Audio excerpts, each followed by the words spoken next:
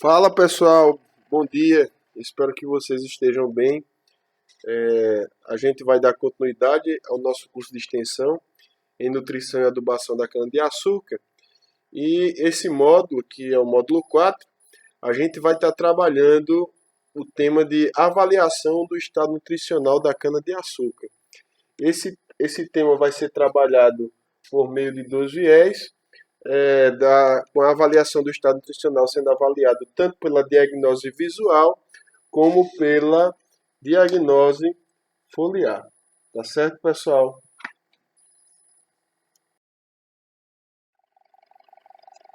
Bem, pessoal, no que se refere à diagnose visual, ela sem dúvida nenhuma é uma importante ferramenta que pode auxiliar na avaliação do estado nutricional das plantas.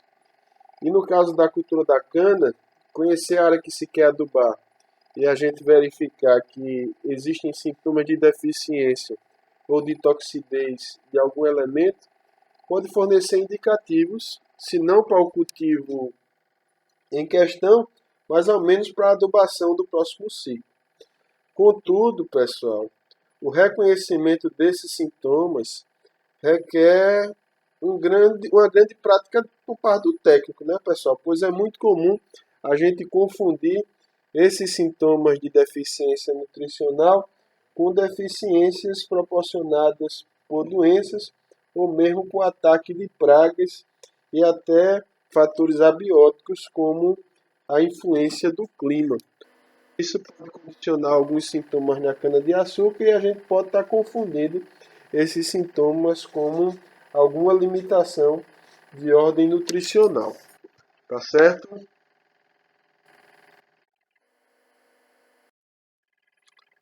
Sim. E se visualmente for detectado na planta a deficiência nutricional por meio da apresentação dos sintomas, nem sempre a gente consegue fazer a correção necessária. Porque dependendo do estágio de desenvolvimento da planta, a cana pode estar muito alta, o que vai dificultar, sem dúvida nenhuma, uma nova operação para que a gente faça a adubação. Além disso, uma outra operação, uma outra entrada no canavial, também significa uma elevação do custo de produção da lavoura.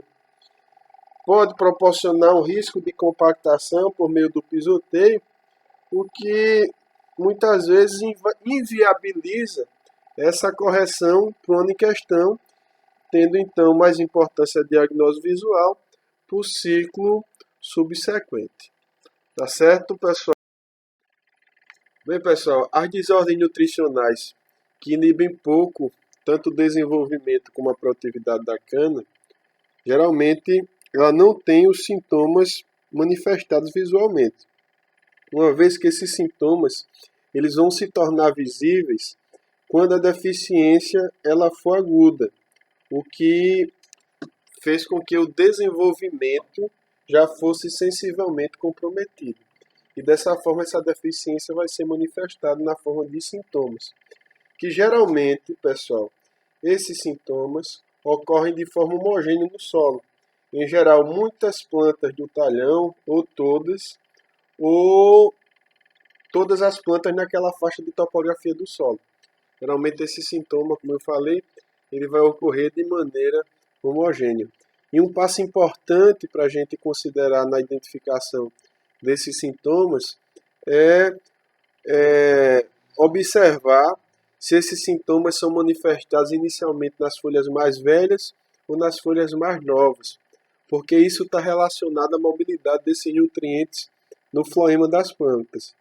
Elementos móveis, eles manifestam inicialmente seus sintomas nas folhas mais velhas, enquanto elementos que são imóveis no floema, eles têm a manifestação dos sintomas identificados nas folhas mais novas. Exemplos de elementos que têm mobilidade alta e manifestam seus sintomas nas folhas mais velhas: nitrogênio, fósforo, potássio, magnésio. Enquanto o cálcio, enxofre, boro, cobre, manganês, cloro, ferro e zinco podem apresentarem baixa mobilidade ou alguns mobilidade quase nula no floema, eles têm os seus sintomas de deficiência visual manifestados inicialmente nas folhas mais novas. Tá certo?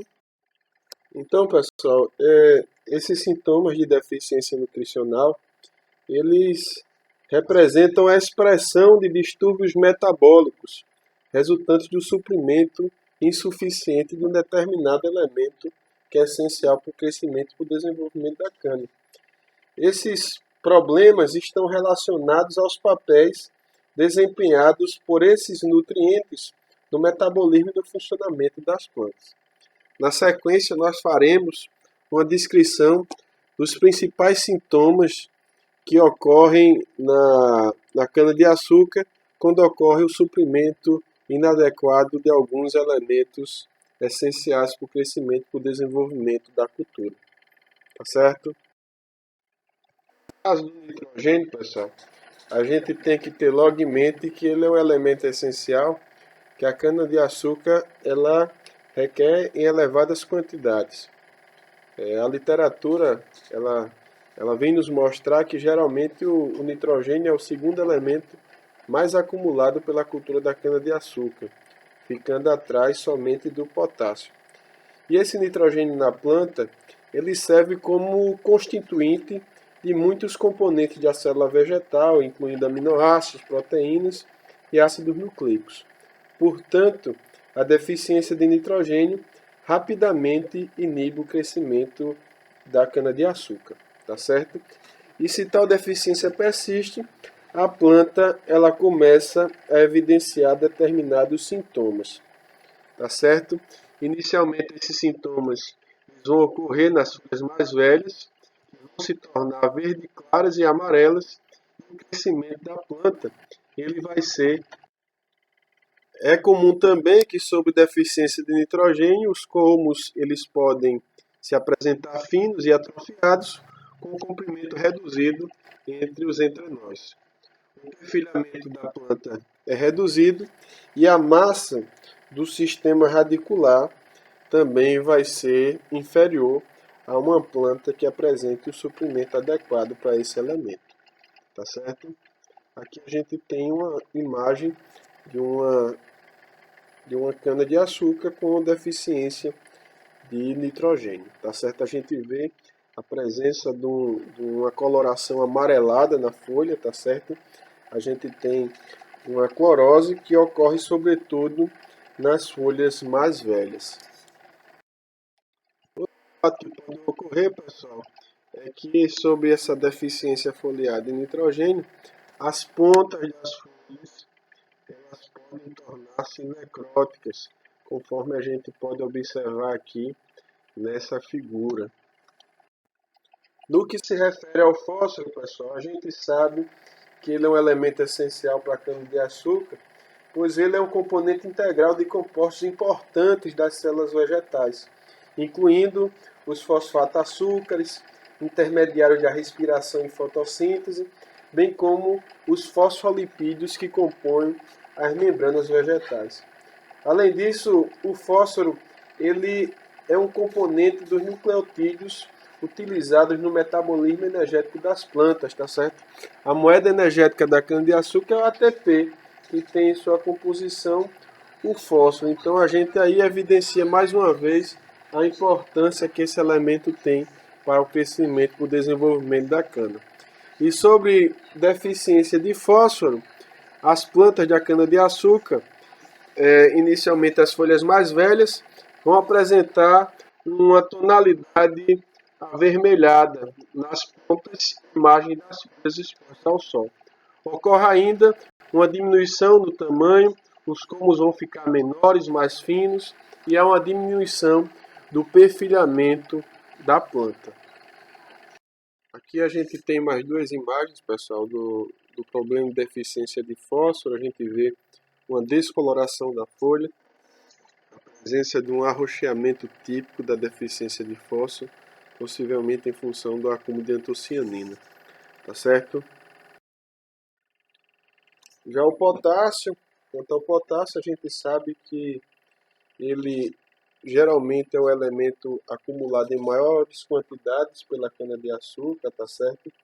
Ele tem uma particularidade de não fazer parte da estrutura de nenhum composto na planta, mas desempenha um importante papel na regulação do potencial osmótico das células da cana-de-açúcar. Ele também ativa muitas enzimas envolvidas tanto na respiração como na fotossíntese. E o primeiro sintoma de deficiência de potássio geralmente é uma clorose marginal, tá certo? Que se apresenta de início nas folhas mais velhas e que se apresentam numa coloração amarelo-alaranjada, para depois elas podem tornar-se completamente marrons. Essa clorose ela pode evoluir para necrose. Outra característica que já é no final do ciclo seria o afinamento dos cubos e a nervura principal apresenta manchas de coloração avermelhada. No final do ciclo, o ponteiro evidencia essa forma de leque, tá certo? É um sintoma bem característico da deficiência de potássio, que é conhecido como topo de penca, que é um sintoma típico dessa deficiência de potássio no final do ciclo, tá certo? Depois do potássio e do nitrogênio, o cálcio tem sido o elemento acumulado em maiores quantidades pela biomassa da cana-de-açúcar, onde na planta ele participa da síntese de novas paredes celulares, em particular da lamela média, que separa as células recentemente divididas. Outro papel importante do cálcio na cana-de-açúcar é o seu papel para o funcionamento normal das membranas vegetais, o que tem atribuído ao cálcio o papel de mensageiro secundário em várias respostas da planta, tanto a sinais ambientais como também a sinais hormonais. E os sintomas característicos da deficiência de cálcio em cana-de-açúcar ocorrem em folhas novas. Por quê? Porque é um elemento que tem uma mobilidade baixa no floema, tá certo? E os sintomas principais é o esbranquecimento dessas folhas mais novas, que se enrolam para baixo, formando um gancho característico, como a gente pode observar aqui nessas duas imagens.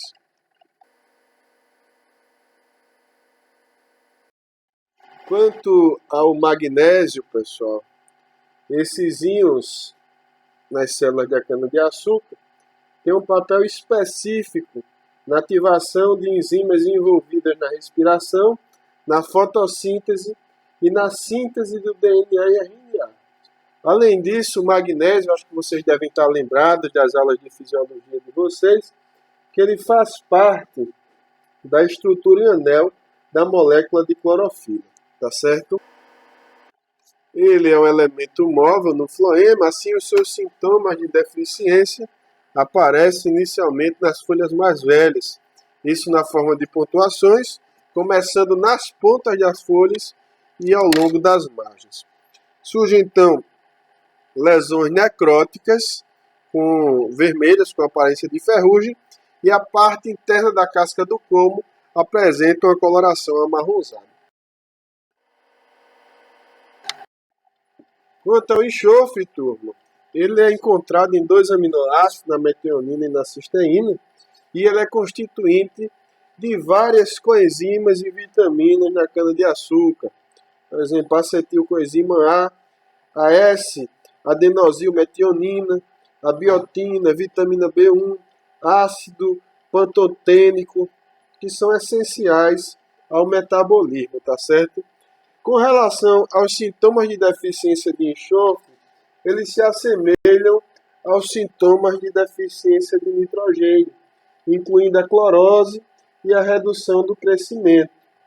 Porém, os sintomas de deficiência de enxofre, eles iniciam nas folhas mais novas, nas folhas jovens, enquanto os sintomas de deficiência de nitrogênio, eles ocorrem nas folhas mais velhas. Tá certo, pessoal? Então vamos começar a falar dos micronutrientes, pessoal. O primeiro micronutriente que a gente vai estar discutindo um pouco aqui com vocês é o boro. E onde é que esse boro ele atua na cana-de-açúcar, tá certo? Algumas evidências têm sugerido que esse elemento desempenha funções no alongamento celular, na síntese de ácidos nucleicos, em respostas hormonais e também no funcionamento de membranas. E a deficiência desse elemento vai se manifestar inicialmente nas folhas mais novas, porque ele é um elemento que tem uma mobilidade reduzida no floema, e os sintomas são caracterizados pelo retorcimento, chegando a formar um nó entre as folhas. Podem surgir também lesões translúcidas entre as nervuras. As folhas tendem a ficar quebradiças e as folhas do cartucho podem ficar cloróticas e, posteriormente, elas podem ficar necróticas. Aqui nessa imagem, a gente tem a deformação das folhas e a formação do nó entre as folhas, que é um sintoma característico da deficiência desse elemento. Ok? O cobre, pessoal, que é um elemento que tem se apresentado deficiente em vários solos das regiões dos tabuleiros costeiros do Nordeste brasileiro, cultivado com cana-de-açúcar. Ele é um micronutriente que está associado a enzimas envolvidas com reações de oxirredução, tá certo, pessoal? Um exemplo é a plastocianina, que está envolvida no transporte de elétrons durante as reações dependentes de luz na fotossíntese. Os sintomas de cobre aparecem inicialmente nas folhas mais jovens, que é um elemento com pouca mobilidade no floema, e os sintomas característicos, a clorose em folhas novas na forma de ilhas, manchas verdes escuras. As torceiras não conseguem se sustentar, é a chamada torceira amassada, e os tecidos foliares eles perdem a turgidez, fazendo com que as folhas fiquem caídas, sintoma de topo caído, como a gente pode observar aqui. Manganês, assim como o cobre, o manganês é um elemento pessoal, que em vários canaviais tem se mostrado deficiente na região dos tabuleiros costeiros.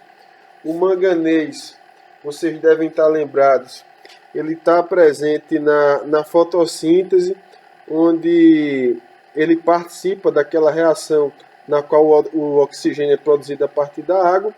E a falta desse manganês na cana-de-açúcar faz com que as folhas novas apresentem clorose internerval, como a gente pode observar aqui nessa imagem, tá certo? Essa clorose internerval ele parte da ponta até o meio da folha, que pode evoluir posteriormente para necroses.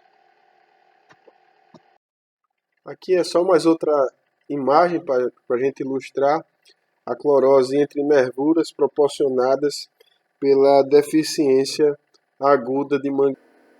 Tá certo, pessoal? Agora aqui nós temos os sintomas de deficiência de zinco, tá certo? Que vai se manifestar por meio de estrias cloróticas verde clara nas folhas, formando uma faixa larga. As folhas ficam curtas, assimétricas, o perfilhamento é reduzido, os internóides ficam mais curtos, os colmos ficam mais finos e podem perder a sua turgidez. No tocante ao ferro, pessoal, ele tem um importante papel como componente de enzimas envolvidas na transferência de elétrons, tá certo? Ou seja, reações redox, como citocromos. E a falta desse micronutriente pode causar clorose entre nervuras nas folhas mais novas. E conforme a deficiência se acentua, toda a planta vai ficando clorótica e esbranquiçada. Tá certo? Então, pessoal, assim a gente finaliza essa primeira parte do módulo 4, que é o módulo de avaliação do estado nutricional das plantas. E só recapitulando, essa diagnose visual, embora seja uma ferramenta útil, ela exige uma experiência técnica grande para garantir que, de fato, os sintomas que estão sendo manifestados pertencem a um determinado nutriente. Porque muitas vezes esse diagnóstico ele é complexo, porque em algumas situações, deficiência de vários elementos podem estar ocorrendo simultaneamente nos tecidos vegetais, dificultando então a interpretação visual de quem está fazendo a avaliação. Outra questão é que deficiência ou quantidades excessivas de um elemento pode induzir deficiências ou acúmulos excessivos de outro elemento, ou seja, às vezes um elemento interfere no outro. Por exemplo, a baixa disponibilidade de fósforo pode ter um impacto negativo na absorção de nitrogênio, uma vez que grande parte do nitrogênio vai ser absorvido por transporte ativo. E como é absorvido por transporte ativo, vai precisar de ATP, que precisa de fósforo. Então, um elemento deficiente pode influenciar na disponibilidade do outro. E outra questão é que algumas doenças podem induzir sintomas similares àqueles de deficiências nutricionais, dificultando mais uma vez essa diagnose visual. Então, eu agradeço pela atenção e até a próxima.